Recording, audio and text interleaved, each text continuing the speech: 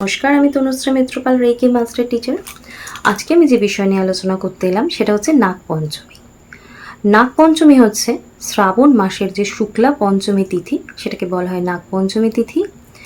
একটা কথিত আছে, একটা গল্প আছে, সেটা হচ্ছে একজন কৃষক, তিনি তার দুই পুত্র এবং এক কন্যা এবং স্ত্রী নিয়ে বসবাস করতেন। তো তিনি চাষ করতেন। তো একদিন হাল চালাতে গিয়ে তার চাষ কার্যের সময় তিনি একজন নাগিনের 3 সন্তানকে হত্যা করেন। তো নাগিন তখন সংকল্প নেয় যে কৃষকের পরিবারকেও সে ধ্বংস করে দেবে। ওই দিন রাত্রিবেলায় তিনি কৃষকের স্ত্রী এবং 2 পুত্রকে কামড়ে মৃত্যু দেন।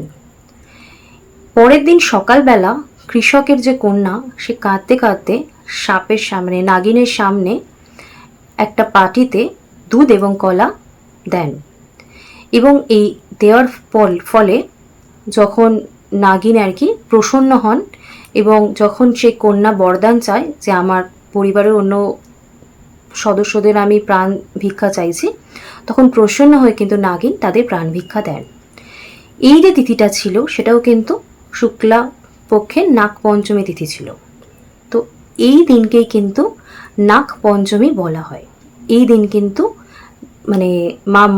নাগপঞ্চমী হিসেবে পালিত হয় এবং পূজা করা হয়। 2025 সালের 15ই জুলাই হচ্ছে নাগপঞ্চমী তিথি। আর যাদের কালসর্প দোষ হয়েছে তারা যদি এই দিন নাগপঞ্চমী তিথির দিনকে যদি পূজা করেন, তাহলে তাদের কালসর্প দোষের যে প্রকোপ থাকে, যে ভয়াবহতা থাকে, সেটা কিন্তু অনেক হালকা হয়ে যায়। অর্থাৎ এটা করা উচিত।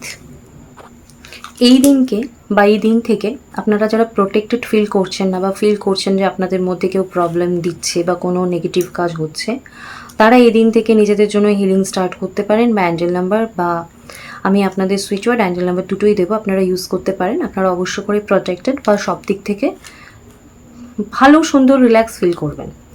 তো সেই সুইচ ওয়ার্ড বা অ্যাঞ্জেল নাম্বার দেওয়ার আগে আমি অবশ্য করেই আপনাদেরকে যে কথা প্রত্যেক দিন বলি সেটা মনে করিয়ে দেবো। সেটা হচ্ছে যারা আমার চ্যানেলে আজকে প্রথমবার এসেছেন তারা প্লিজ আমার চ্যানেলটা সাবস্ক্রাইব করে নেবেন।